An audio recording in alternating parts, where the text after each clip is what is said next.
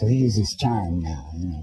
Probably the most considerate actor that I know. I mean, he's always calling and leaving messages. The first time was after he got a residual check, probably from Desperado, and he called and left a message. Oh, I thank you. My family thanks you. My children's children thank you. And he's always very appreciative of the work, and he's always calling to check in on me and see how things are going. When he needs to project that, you know, toughness, it's no problem, because it's real. That's also inside of him. Actors are usually known for being very, probably too good looking. What's good with Danny is that he's got a great looking face in a different way, and he makes you feel like he's the real deal, which he is, so you can't always act that. He just is that. Where I became an actor was standing on this yard, scared to death, knowing that the Mexicans were going to fight the blacks, and having not to act scared.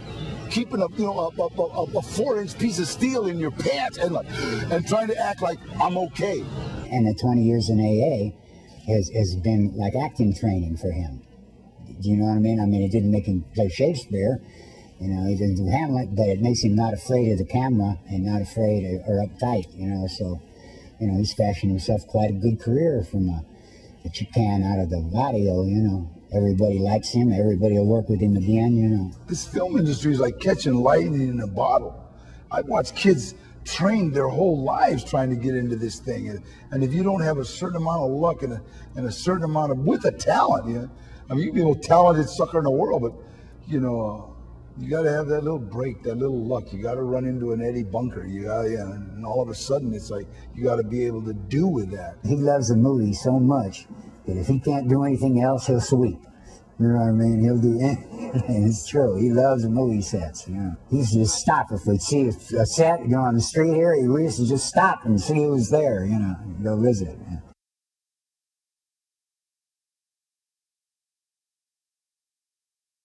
It was during the making of Desperado that Danny told me about a script that Eddie Bunker had that he wrote based on his own book, The Animal Factory. And could they send it to me? And I said, absolutely. They wanted me to direct the film. We were co-producers. It was good. It's a good movie. We shot it in Philadelphia at Holmesburg Prison. But Danny and Eddie took me to San Quentin. I wanted to see where it was, where the actual story in the book took place. It was a really interesting experience walking around with Eddie and Danny, and you know, those guys are well known, and certainly Danny is a hero to a lot of these guys. You know, I think he gives them hope. We talked about using real convicts in the film, and one of the convicts said to me that he was getting out soon and that he was interested in being in the film. I said, well, okay, you know, we'll see how it goes. He says, well, can I give you my cell number? I said, sure.